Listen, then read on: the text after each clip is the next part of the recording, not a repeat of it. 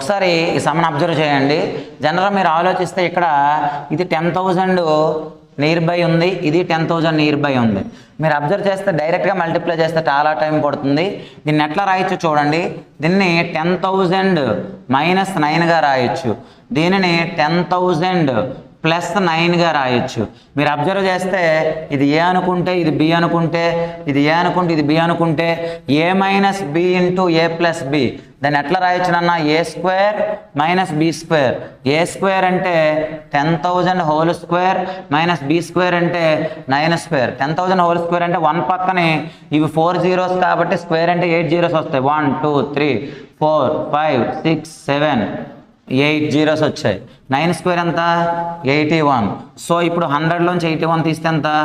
19 remaining ఇవి మిగిలినవి 6 9s అనమాట. 1 2 3 4 5 6. So our answer